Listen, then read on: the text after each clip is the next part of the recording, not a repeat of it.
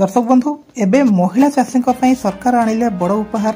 सरकार कहले कि सेमानकर पढ़िबो एणिकी इनकम। महिला चाषी होइतिले आपण निहाती भाबरे ए वीडियोटी को शेष पर्यंत देखंतु।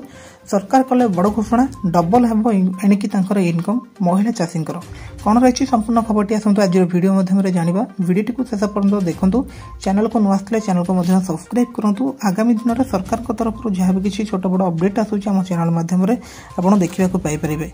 देशर एणिकी दुग्ध समवाय क्षेत्र में रूपांतर दिगरे एक बड़ पदक्षेप नहीं केंद्र समवाय मंत्री अमित शाह व्हाइट रेवोल्यूशन 2.0 आरंभ कर दैछन्ति। केवल महिला मानक पई महिला कृषक मानक सशक्तिकरण एवं रोजगार का सुजोग सृष्टि करने उद्देश्य एक बड़ पदक्षेप भाव विवेचना करा जाउछि।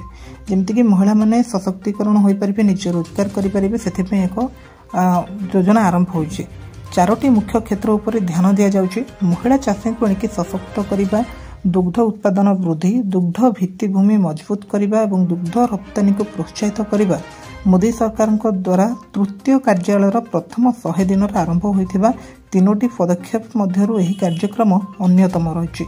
एही समावेश को संबोधित करी शाह कहिसंति जे अधिकांश महिला दुग्ध क्षेत्र में नियोजित अछंती। सेमानक मध्यरु केतक केवल गुजरात रे 60,000 कोटी टंकार व्यवसाय करुछंती। एही नुआ पदक्षेप महिला मानक सशक्तिकरण एवं पुष्टिहीनता विरोध में लड़िबाकू आहुरी दृढ़ करिवो। मंत्री सारा देश में दुग्ध चाषी रूपे किसान क्रेडिट कार्डर शुभारंभ एवं दुग्ध समवाय समिति में माइक्रो एटीएम स्थापन आरंभ करिसेंति।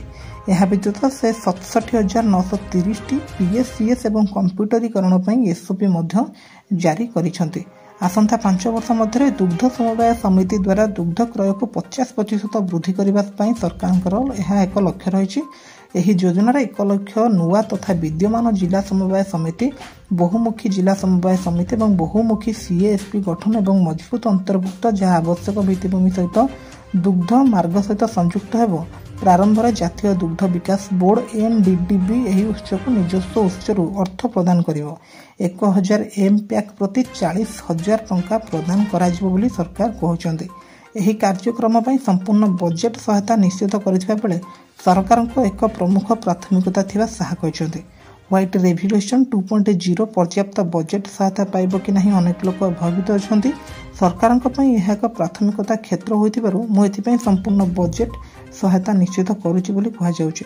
गुजरात रे सफलतार सहित पायलट होइतिबा समवाय समिति मध्यरे सहयोग पदक्षेप मंत्री देशव्यापी विस्तार करने को घोषणा करिसेंति। एही कार्यक्रम अधीन रे दुग्ध चाषी को रूपे किसान क्रेडिट कार्ड माध्यम रे शुद्ध मुक्त नगद ऋण जोगाई दिया जिवो एवं दुग्ध समवाय समिति को माइक्रो एटीएम दिया जिवो, जहा द्वारा बैंकिंग सेवा कृषकों को द्वारस्थ हेबो। समवाय क्षेत्र में संस्कार आवश्यकता वर्णना करी शाह कहते गत 70 वर्ष मध्य देशर विभिन्न क्षेत्र में संस्कार आसी किंतु समवाय क्षेत्र में ठीक समय संस्कार करा जाय नाही। तो जदि आप गाँव में दुग्ध चाष करुँच तो आपण बहुत लाभदायक हम। आपण रूपे किसान क्रेडिट कार्ड आरंभ हो जाए, आप बहुत गुड़ाए फायदा उठे पारे। ठीक अच्छे, तो यह संपूर्ण अपडेट सरकार तरफ आसी से आपको अपडेट देली। अपडेट केमती लगे कमेंट करेंगे। ये लेटेस्ट अपडेट गुड़िक जानने को चैनल को सब्सक्राइब करेंगे। Thank you.